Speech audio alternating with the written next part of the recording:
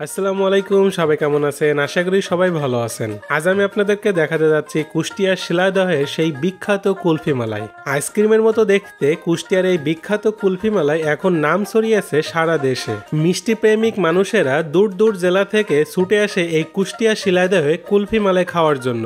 আর এই বিখ্যাত কুলফি মালাই যদি কলাপাতা তালপাতা দিয়ে পরিবেশন করা হয় তাহলে তো পুরো জমেই ক্ষীর। আর আমার সাথে আছে বর্তমানে কুষ্টিয়া শিলাদহের সেই বিখ্যাত কুলফি মালাই মাসুদ ভাইয়ের কুলফি এবং স্বয়ং মাসুদ ভাই। কুষ্টিয়ার বিখ্যাত কুলফি মালাই অনেকগুলো তো আছে এখানে। ওই যে পাতায় দেয় না কেউ, আছে কেউ এখন পাতা দেয়? আপনাদের কাছে আছে? পাতাই নিত। আচ্ছা, যার কাছে আছে সেই দিলেই তো হচ্ছে। কত করে কুলফি মালাই?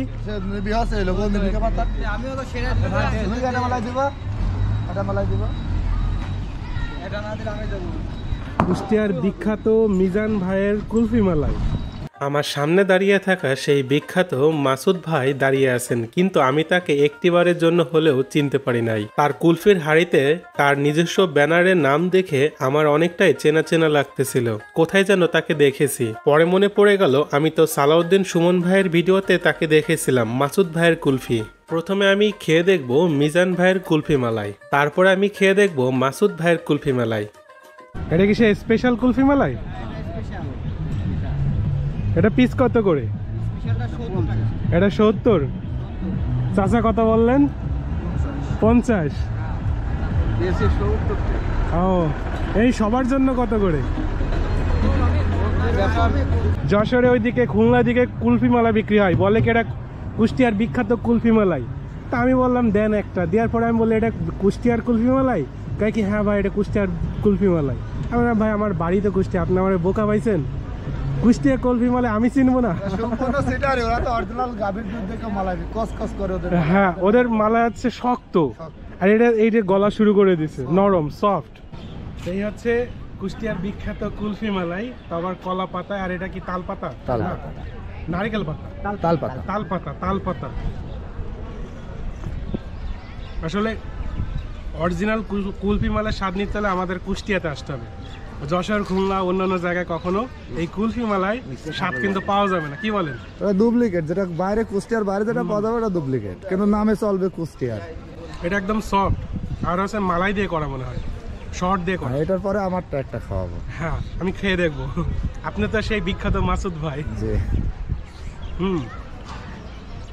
আমি খুলনাটা খেয়েছি, ওটা শক্ত এবং এত লাল না।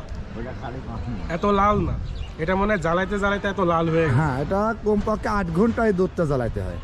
আমাদের সামনে এখন সেই বিখ্যাত মাসুদ ভাইয়ের কুলফি মালাই।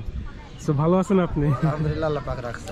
এখন হচ্ছে আপনার কুলফি মালাই ট্রাই করব, তবে কাপে না, কলা পাতাতে।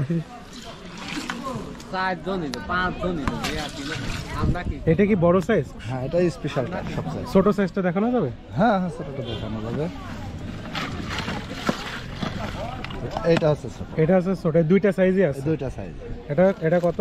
এটা 40 টাকা। এটা 40। আর এটা হচ্ছে আপনার 80 টাকা। 80 টাকা। আচ্ছা, আমি একটা খাই। একটা কলা পাতাতে নাকি? এটা কি উপরে আটা নাকি? আটা, হ্যাঁ, চুনার আটা দিয়ে ওটা মারতে। আগে তো মনে হয় রাবার দিত। রাবারটা আপনার হয় না, মানে এটাতে ভিতরে লবণ ঢুকবে।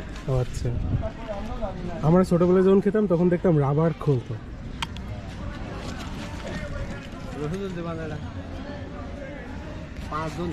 এটা কি সাইজ একটু বড় নাকি ওটার থেকে? হ্যাঁ, এটা একদম ক্ষীরের। সেই হচ্ছে এখন মাসুদ ভাইয়ের কুলফি মালাই আমি ট্রাই করবো।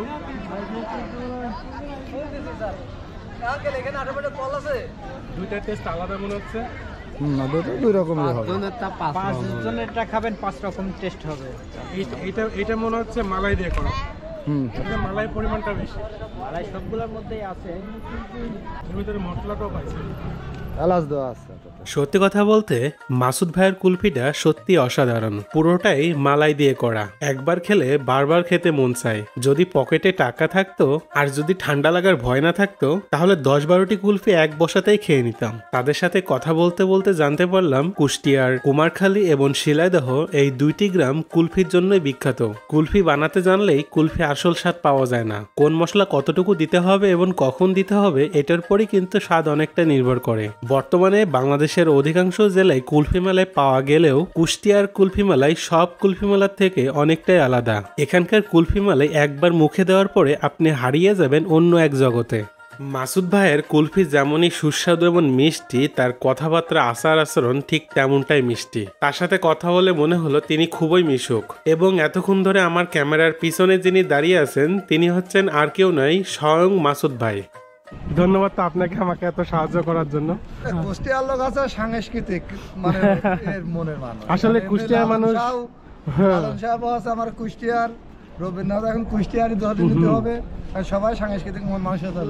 হ্যাঁ। একজনের সেবা করতে পারলে এটাই আমাদের। এটা কুষ্টিয়ার মানুষ, এটা অন্যান্য জেলার মানুষ কিন্তু বলে যে কুষ্টিয়ার মানুষ অনেকটা মিশুক, এরা একজন আরেকজনকে অনেকটা ভালোবাসে, যেটা অন্য অন্য জেলায় কিন্তু গেলে পাওয়া যায় না। সেক্ষেত্রে আমি যখন বললি যে আমি কুষ্টিয়া ছেলে, তখন বলে কুষ্টিয়ার মানুষ অনেক মিশুক, তখন শুনে আমারও ভালো লাগে।